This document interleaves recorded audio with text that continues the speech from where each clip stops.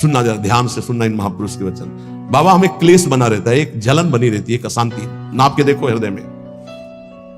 तो उन्होंने कहा कि राम भजन बिनु सुनहु खगेसा, मिटहि न जीवन केर कलेशा। जैसे पहला ग्रास पाते हैं तो भूख उतनी एक ग्रास की जैसी मिटती है, पर अनुभव में नहीं आती। फिर हम ग्रास पे ग्रास पाते चले जाते हैं, और जब अंतिम ग्रास की स्थिति होती है तब जाके तृप्ति का अनुभव होता है। ऐसे ही उपासक, जब पहला भजन शुरू हुआ तो जलन बढ़ती है। ध्यान देना, अगर उसी समय एक कवल पवा करके रोक दिया जाए तो उसको कोई तृप्ति नहीं होगी, और परेशानी ऊपर से चित्त में हो जाएगी कि नहीं पा रहा था तो अच्छा था, अब पा रहा था तो भर पेट पाना। ऐसे ही अभी तक भजन नहीं करके विषयों में डूबे थे तो भूले हुए थे, लेकिन अब भजन शुरू किया तो अब जलन शुरू होगी। इतना नाम जप करो कि पेट भर जाए, तब जाके स्वाद आएगा। जिस दिन से भजन शुरू किया उस दिन से भाव रोग नष्ट होना प्रारंभ हो गया। व्यर्थ नहीं जाएगा, पर उस नाम का, अंतिम नाम का, जिस समय भगवत साक्षात्कार होगा उसका इंतजार करते हुए नाम जपते रहो, हर कवल खाते रहो, पेट भर रहा है। फिर जब यहां आओगे तब पता खीर कैसी है, पुआ कैसा है, पकौड़ी कैसी है, कचौड़ी उसका स्वाद तब आएगा जब आपका पेट भरने लगेगा। जन्म जन्म के भूखे हो, इसलिए नाम में स्वाद नहीं आ रहा, बिना स्वाद के पाते रहो, यही तुम्हारी अशांति को नष्ट कर देगा। राम भजन बिनु सुनो खगेसा, मिटहि न जीवन केर कलेश। एक एक श्वास में जो तुम नाम जप कर रहे हो, मानो एक एक ग्रास भोजन कर रहे हो, वो तुष्टि पुष्टि क्षुधा निवृत्ति होती चली जाएगी, पर पता चलेगा तब जब आप पेट भर जाएगा। ऐसे ही जब भजन एकत्रित हो जाएगा तो संसार से वैराग्य स्वरूप का बोध और भगवान से प्रेम तीनों हो जाएंगे, तभी पूरी जलन मिटेगी, जब भगवत साक्षात्कार होगा। महाराज जी, तो अब हमको एक साधन बता दो जिससे हमें पूरी की पूरी सब बातें भूल कर केवल एक में लग जाए, हमारा काम बन जाए। तो कह रहे सुबह से लेकर नींद तक, और नींद से लेकर सुबह तक, चेतना से लेकर मृत्यु तक तुम्हारा नाम न छूटे। जितना तुम कार्य करते हो, सब कार्य करते हुए यदि केवल नाम पकड़ लिया तो ये नाम तुम्हें महाभागवत और सिद्ध पुरुष बना देगा। नाम कैसे पकड़ा जाता है? जैसे प्यासे आदमी को खूब अच्छे अच्छे पकवान सामने रख दो, उसे अच्छा नहीं लगेगा, केवल पानी चाहिए, पानी। जैसे भूखे आदमी के पास हीरा जवाहरात दुनिया के सब रख दो, नहीं, भोजन चाहिए, भोजन। ऐसे तुम्हारा नाम में प्रेम हो, उठते बैठते चलते फिरते खाते पीते सब समय नाम नाम नाम, तब तुम्हारे अंदर दिव्यता जागृत हो जाएगी।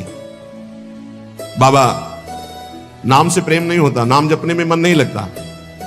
तो तुम जब अपने मन की बुराइयों को पकड़ पाओगे और उनको दूर करोगे, तब तुम्हारी नाम में प्रीति होगी। इसीलिए तो कहते हैं कि खूब सत्संग सुनो। जब तक सत्संग नहीं सुनोगे तो तुम्हें पता ही नहीं चलेगा कि तुम्हारी गलतियां क्या क्या हैं, बुराइयां क्या क्या हैं। सत्संग सुनोगे तो सत्संग से दो बात होती है, अपनी बुराइयों का पता चलता है और उनके त्यागने की बल वृत्ति मिलती है सत्संग से।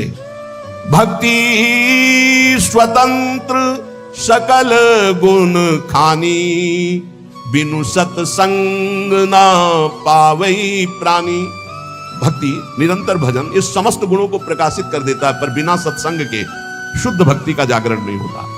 इसलिए सत्संग से हमारे अंदर जो बुराइयां हैं वो समझ में आती हैं।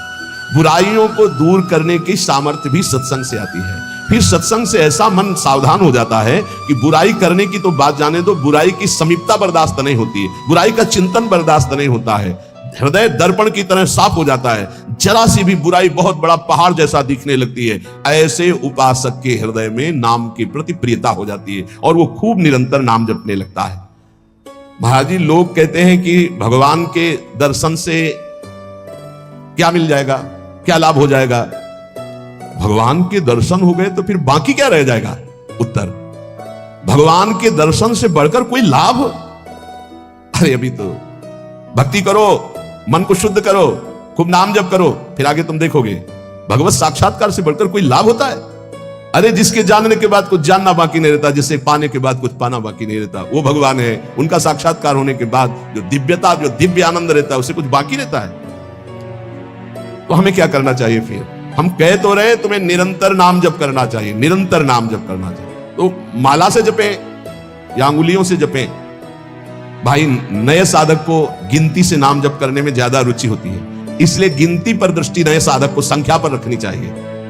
ये बहुत अच्छी बात कह रहे हैं। नए साधक को संख्या पर दृष्टि रखनी चाहिए। आज 11 माला किया, फिर और बढ़ाया, फिर और बढ़ाया, फिर और आगे चल करके फिर ऐसा मन हो जाता है कि फिर वो निरंतर जब पकड़ता है तो माला भी अच्छा नहीं लगता। कौन गिनती करे, कौन सुमेरु आई तो पलटे, उधर ध्यान दे या अंदर ध्यान दे, फिर वो स्थिति आती है। बाबा नाम जपने में जैसे मन भागता है तो क्या करना चाहिए? तो नाम को बार बार लिखे या नामी की मूर्ति सामने बना रख ले, छवि सामने रख ले, उस छवि को बार बार देखता रहे। मनो राधा वल्लभ लाल जी की छवि रख ली, बार बार देख रहे हैं, नाम जप कर रहे, फिर अंदर राधा वल्लभ की छवि देख रहे हैं, फिर नाम जप कर रहे, फिर बाहर देख रहे हैं। मन भागे तो छवि में लगाओ, नाम में लगाओ।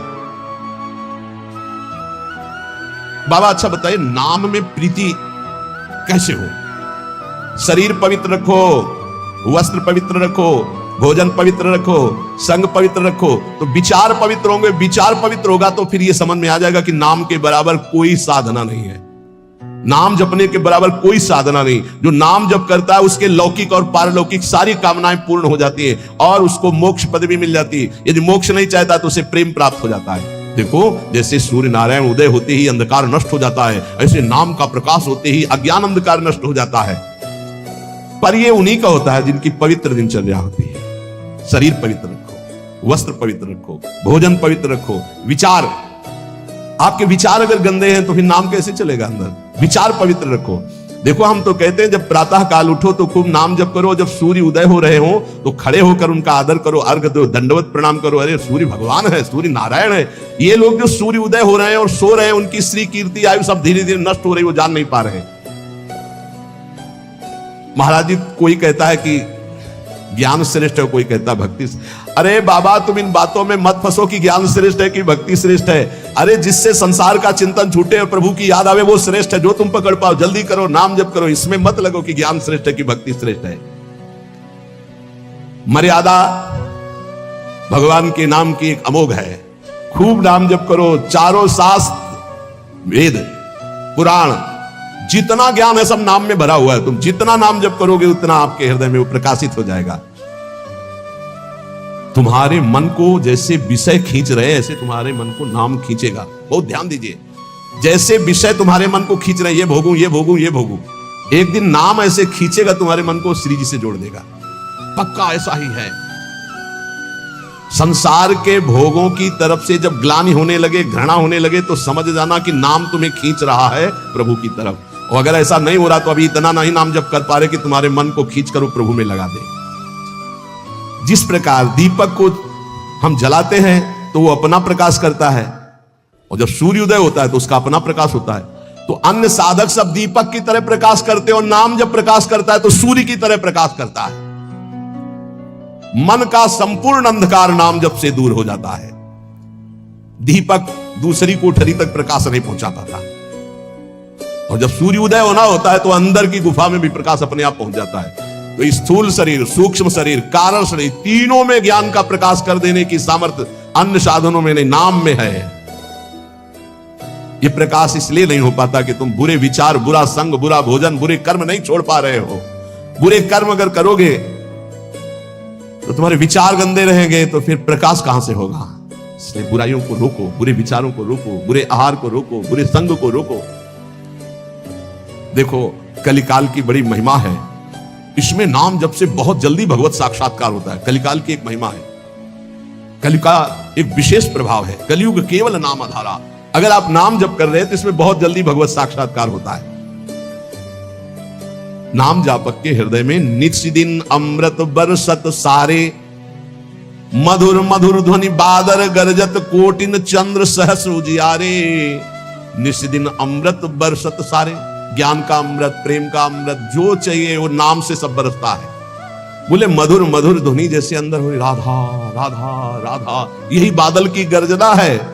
करोड़ों चंद्रमा एक साथ उदय हो जाएं, ऐसी शीतलता, ऐसा अमृत वर्षण, ऐसा आनंद, ऐसी चांदनी हृदय में नाम प्रकाशित करता है। सूरत कटोरी भरी भरी पीवे, पियत पियत छके अगर जियारे, मग्नानंद स्वरूप अखंडित पिया हे रत भय आप पियारे। स्वामी श्री मग्नानंद सरस्वती जी सेनपुर कह रहे कि सूरत माने स्मृति। स्मृति की कटोरी में भर भर करके नाम जो पी रहे हैं, वो पीते पीते इतने छक गए, इतने मगन हो गए कि बोले पिया हेरत भय आप प्यारे, अपने प्रीतम का साक्षात्कार हुआ कि वो खुद प्यारे हो गए। पिया हेरत भय आप प्यारे, तस्मित जने भेदा भावात ब्रह्मविद ब्रह्म बहुत, लाली मेरे लाल की जित देखो तित लाल, और लाली देखकर मैं गई तो मैं भी हो गई लाल। तो बोले मगनानंद स्वरूप अखंडित पिया हेरत भय आप प्यारे, नाम में ऐसी सामर्थ्य है। इसलिए साधक बता रहे महाराज जी, साधक के लिए, नाम जापक के लिए विषयी पुरुष का संग सबसे बड़ा पतन का हेतु है। नाम जापक नाम में प्रेम पाने के लिए केवल नाम जापक संतों का संग करे, बस विषयी पुरुषों का संग ना होने पाए। साधक को शरीर स्वस्थ रखने के लिए भोजन पाना जबान के स्वाद के लिए नहीं, खान पान का संयम रखो। भजन अपना कभी प्रकाशित ना होने पावे कि मैं इतना जप करता हूं, गुप्त रखो भजन को। अपने को भजनानंदी बनाओ, लेकिन भजनानंदी प्रकाशित मत करो। भजन से कभी तृप्त मत हो कि हमारी आज की दिनचर्या की 11 माला हो गई, अब तो छुट्टी, मन फंसा देगा। नहीं, 11 माला तो गुरुजी ने कहा, हर समय कहा कि राधा वल्लभ श्री हरिवंश राधा राधा, खाली तो रहना ही नहीं। गुरुदेव से कभी भी सांसारिक वार्ता ना करो। खोटी बातें करने से गुरु की नजर से वो गिर जाता है। जब देखो तो प्रपंच की बात, जब देखो तो उसको देखते ही लगते हैं, कभी प्रिया प्रीतम की बात ही नहीं करता। समस्या ही समस्या, संसार ही संसार। जो ध्यान दीजिएगा, पाप कर्म, छल कपट, मान की चाह, धन की चाह, पराई स्त्री के प्रति राग, दूसरों की निंदा, परचर्चा, अभिमान, धूर्तता, पाखंड, इन दोषों का त्याग करके संयम ब्रह्मचर्य से रहता है, उसको यह शिकायत ही नहीं हो सकती कि मेरा नाम जब निरंतर नहीं चलता। निरंतर चलेगा। किनका नहीं चलता? जो पाप कर्म करते हैं, जो छलिया हैं, कपटी हैं, जो मान चाहते हैं, जो धन चाहते हैं, जो पराई स्त्री के प्रति राग बुद्धि, जो दूसरों की निंदा, जो दूसरों की चर्चा करते हैं, अभिमान करते हैं, धूर्तता, पाखंड करते हैं, उनके हृदय में नाम नहीं चलता। ये परदोष दर्शन भगवत प्राप्ति में महान बाधक है। इसलिए पर चर्चा, परदोष दर्शन, पर निंदा भूल कर साधक न करे, नहीं नाम जप नहीं कर पाएगा। एकांत में रहने का अभ्यास, नींद को जितना कम से कम से काम चल जाए उतना स्वीकार करना, उच्च स्वर से नाम कीर्तन करना, सदग्रंथों का पाठ करना, आसक्ति को छोड़ करके भगवत चरणारविंद की आसक्ति में दृढ़ होने के लिए दुखों को, विपत्ति को, अपमान को, निंदा को शांतिपूर्वक सह जाना, इससे भगवत आसक्ति होगी। दुखों को, विपत्ति को, अपमान को, निंदा को शांतिपूर्वक सह जाओगे तो भगवान में आसक्ति हो जाएगी। जब तुमसे कोई क्रोध करे तो क्षमा कर दो, जब बैर करे तो तुम उसे नमस्कार करो, जब बुराई करे तो तुम उसकी भलाई करो, तो नाम भगवान तुम्हारे हृदय में अपने आप चलने लगेंगे। पकड़ो। जब नाम चलने लगता है तो उपासक का स्वभाव कैसा हो जाता है? वो अपने को सबसे छोटा समझने लगता है, उसमें कभी अभिमान की वृत्ति नहीं आती, वो किसी के दोष कभी ना देखता है, ना वर्णन करता है, ना सुनता है, ना किसी से घृणा करता है। उसका स्वभाव बहुत कम बोलने का हो जाता है। वो सदैव बोलेगा तो मीठे वचन बोलता है। वो सबकी सेवा करने का स्वभाव रखता है, किसी से सेवा नहीं करवाता।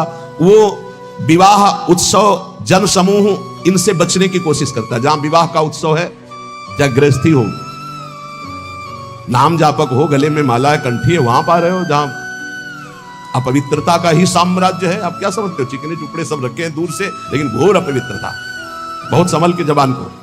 कोई भारी उत्सव है सांसारिक जन समूह वाला नहीं, पूर्ण भगवत पवित्र जीवन।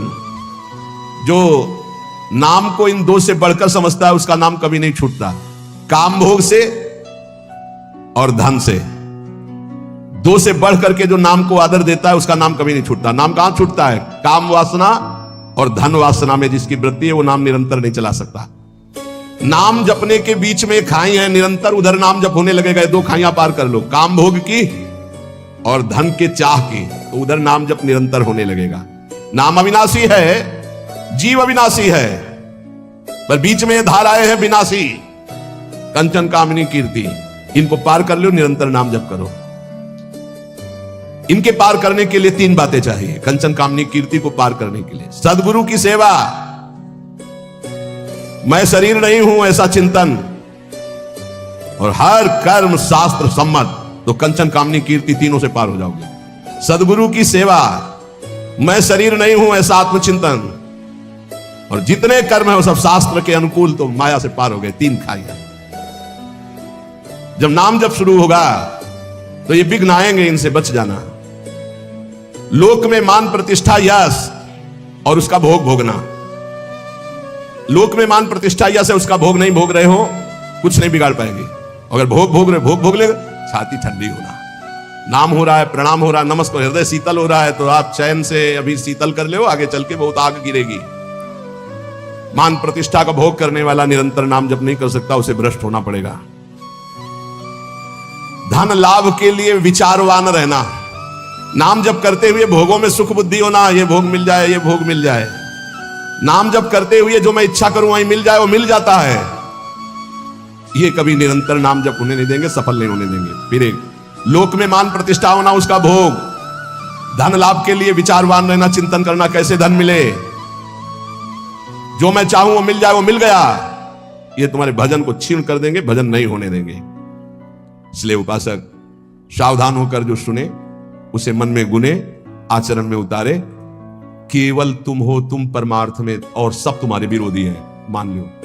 पूज्यपाद सिवड़िया बाबा, ऐ साधक तू अकेला है, पूरा विश्व तेरे खिलाफ है। कैसे?